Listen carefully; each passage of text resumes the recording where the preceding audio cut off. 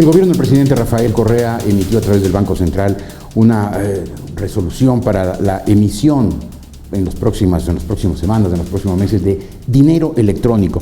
Esto es definido como el valor monetario equivalente al valor expresado en la moneda de curso legal del país que se almacena e intercambia únicamente a través de dispositivos electrónicos, que es aceptado con poder liberatorio ilimitado y de libre circulación, reconocido como medio de pago por todos los agentes económicos en el Ecuador, es convertible en efectivo a valor nominal y es emitido privativamente por el Banco Central del Ecuador. Esas son las normas. ¿Qué significan? ¿Qué alcance tienen? Un experto en el tema, el economista Mauricio Pozo, nos lo explicará. Economista, ¿cómo está? Buenos días. Buenos días. ¿Qué significa dinero electrónico? Bueno, no es la primera intención del gobierno de introducir una figura de esta naturaleza. Recordemos cuando estuvo ahí en funciones en el Banco Central el economista Diego Borja, ya se habló de billetera móvil. Ajá. Y ahí le han dado distintas denominaciones y ahora finalmente salió una resolución con este nombre de dinero electrónico. Para que se entienda de alguna manera, el dinero que emite un banco central, que no es el caso del Banco Central del Ecuador porque ya no es emisor, pero el dinero que emite un banco central tiene que estar siempre respaldado.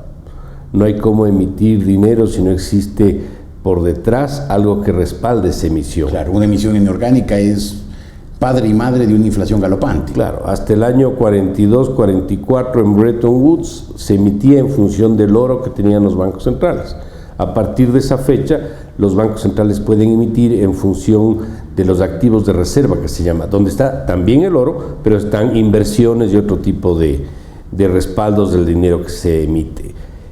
Las monedas en el Ecuador, esas monedas que se dieron origen con la dolarización de 25, de 50 centavos, que son 25, 50 centavos de nada, porque realmente no son ni de sucres ni de dólares, no se pueden emitir de acuerdo a la ley Trole, que viabilizó, digamos, la dolarización, sin que tenga como respaldo la misma cantidad en dólares del Banco Central. Es decir, si emite 25 centavos de esa moneda, tiene que tener 25 centavos de dólar en liquidez en el Banco Central, y así sucesivamente.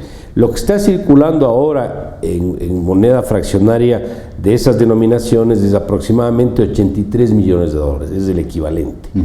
Pero cuando uno analiza el Banco Central y el balance del Banco Central, uno ve que los pasivos del Banco Central, es decir, las obligaciones donde están estas monedas, pero está todo lo que tiene que ver con los depósitos en el Banco Central. ¿Depósitos de quién? De los bancos a través de las cuentas de encaje. ¿A través de quién? De las instituciones autónomas que mantienen cuenta corriente en el Banco Central. ¿Quién más tiene ahí? El Seguro Social mantiene una cuenta en el Banco Central, etcétera. Tiene que respaldarse en lo que son recursos líquidos, o lo que se llama la Reserva Internacional de Libre Disponibilidad.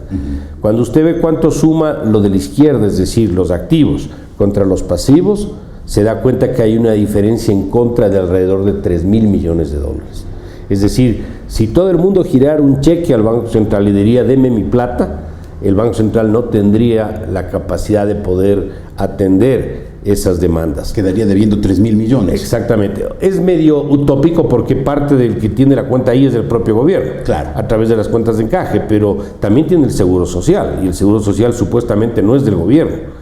Y los bancos, supuestamente, y los bancos privados tienen su plata ahí, que es una parte de los depósitos que es plata de la gente, que tampoco es del gobierno.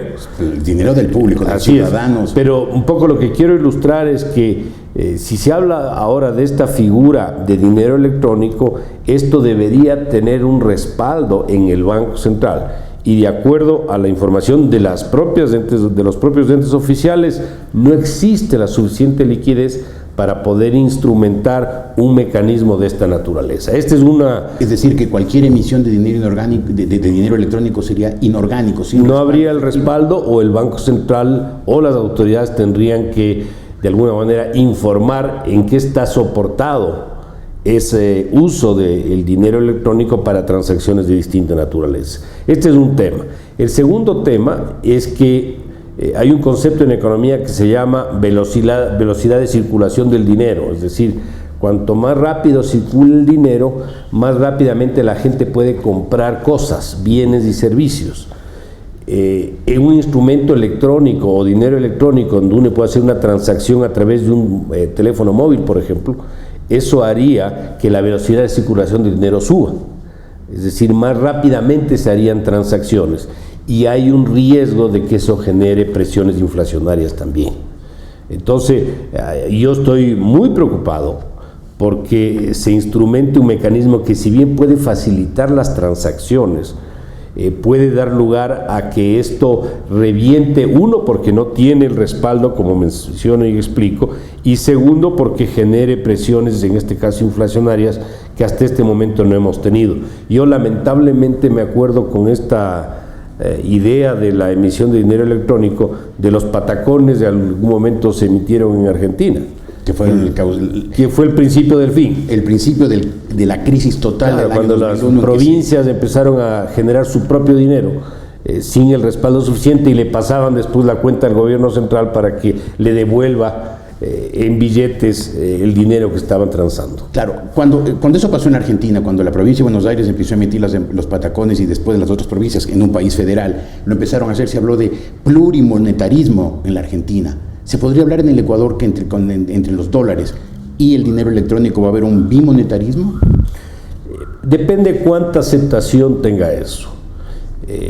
Para que se entienda mejor, ¿usted aceptaría vender su vehículo y que le paguen en dinero electrónico? Yo no, pero si soy empleado público, me pagan mi salario en dinero electrónico, no tengo alternativa. Claro, pero siempre y cuando le sirve ese dinero electrónico para poder pagar sus obligaciones, para poder ir al mercado y pagar las verduras, para comprarse un vehículo, para comprarse ropa, claro, para pagar en un restaurante. Ahí va la segunda parte de la pregunta. ¿No será que el gobierno se inventa ahora esto del dinero electrónico porque precisamente ahora está corto de dinero por lo mucho que gastó durante los 7,5 primeros años? Es una lectura, yo diría, bastante precisa.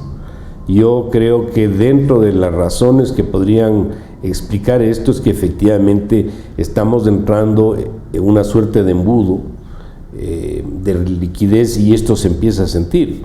Los depósitos en el sistema financiero están creciendo a tasas aproximadamente del 10%, cuando crecían hace un par de años sobre el 25 y el 30% por año.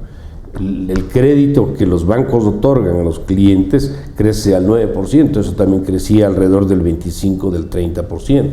Y esto se da porque el petróleo, a pesar que sigue siendo elevado, ya dejó de crecer. Está parqueado en los $100. Se mantiene. Pero las necesidades de gasto del gobierno siguen siendo muy altas. Por eso es que creo yo que por la fuerza de las circunstancias, el gobierno, por ejemplo, se ve obligado a regresar los ojos al Banco Mundial, que tanto criticó y que tanto atacó, y a la emisión de bonos, que los tildó de ilegítimos y que además creó hasta una comisión de auditoría de la deuda. Entonces la fuerza de las circunstancias lo obliga a un poco a retomar a los mecanismos tradicionales de financiamiento porque le falta plata y o inventarse un esquema de esta naturaleza, pero con los riesgos que estoy explicando. Es decir, si es que no pensáramos mal, con suspicacia, y pensáramos que a lo mejor lo hace para compensar la falta de dinero constante y sonante con emisiones inorgánicas de dinero electrónico, ¿se podría pensar que el dinero electrónico es un instrumento monetario adecuado a la realidad del mundo moderno? Puede ayudar en términos de la tecnología a que las transacciones dependan cada vez menos de instrumentos físicos, como el cheque o una tarjeta de crédito o los billetes. Pero de cualquier manera, ese es el medio. Lo que tiene que estar por detrás, y hasta ahora no se inventa nada distinto, es un respaldo para que eso pueda algún rato entregarse al Banco Central y que el Banco Central devuelva los billetes. Porque esto es de mano en mano. Yo hago una transacción, alguien me vende, esta persona que vendió algo toma la plata, hace otra transacción y esto va de mano. Pero en algún momento eso termina en las ventanillas del Banco Central o en la cámara del Banco Central, y el Banco Central tiene que entregar la plata que corresponde, y no en dinero electrónico, tiene que entregar la plata en cash, en billetes, en dinero líquido. Entonces, si esto genera una suerte de efecto dominó, que es lo que se llama el multiplicador del dinero, porque los entes privados creamos dinero también y no existe el respaldo, hay los riesgos que se menciona, que alguien se quede con bastantes transacciones en un chip y no tenga cómo cambiar eso por billetes. Entonces, quizás se podría llegar a la conclusión de que justamente ahora el gobierno se invente lo del dinero electrónico es una consecuencia de la crisis, del deterioro de la situación económica por el exceso de gasto público frente a un precio del petróleo estancado. Yo creo que es parte de las explicaciones para lo que se está decidiendo. No veo qué más pueda darse. Como digo, esto ya estuvo con su intención hace algún tiempo atrás y ahora recién se lo plasma.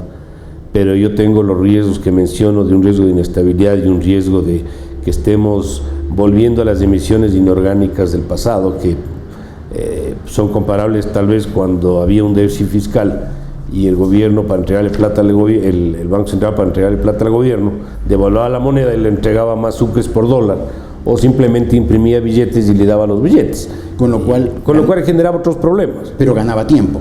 Ganaba tiempo y cubría la necesidad por el momento. Por el momento. Yo creo que en eso el gobierno es bastante hábil de saber superar las etapas y los problemas de corto plazo. Yo creo que esto es una invención en esa línea que obviamente tiene su riesgo, como menciono. Esto de alguna manera podríamos asemejar a lo que se produjo en el mercado internacional como el Bitcoin, que es la moneda esta que dio lugar inclusive al apresamiento de un japonés. Claro. Porque obviamente no había autorización para que se use un esquema de pago de esta naturaleza. Economista Pozo, ¿podríamos suponer que el gobierno está ganando tiempo para llegar hasta el año 17 sin que se manifieste la crisis, de manera que la solución de la crisis que se ha estado acumulando todos estos años por el exceso de gasto público le quede al siguiente gobierno, si es que partimos de la candorosa suposición de que el señor Correa algún día querrá irse por sus propios medios? Yo creo que es una forma de superar una coyuntura de menor liquidez. Segundo, esto puede de alguna manera ayudar políticamente también, porque el momento en que yo puedo hacer transacciones con un medio electrónico, eventualmente puedo decir el gobierno está facilitando mi vida y por lo tanto eso puede tener un rédito político también. Entonces, sí hay como hacerle varias lecturas. Yo trato de ver cuán sólido es una decisión de esta naturaleza desde el punto de vista económico, y ningún país que yo conozca que tiene sus cuentas en orden y son economías estables, en franco crecimiento, etcétera, se han ideado esquemas de esta naturaleza. Ninguno. Que yo sepa. Y si lo han hecho con suficientes reservas como para decir, transen nomás, que aquí hay los billetes que respalden esas transacciones vía electrónica. Muy bien, gracias por su explicación, economista Pozo. No es un tema fácil, usted lo ha explicado con mucha solvencia. Muchas gracias por haber estado aquí. Mauricio Pozo, experto en temas económicos, y este tema que parece que será muy polémico y comentado en las próximas semanas y meses, el dinero electrónico.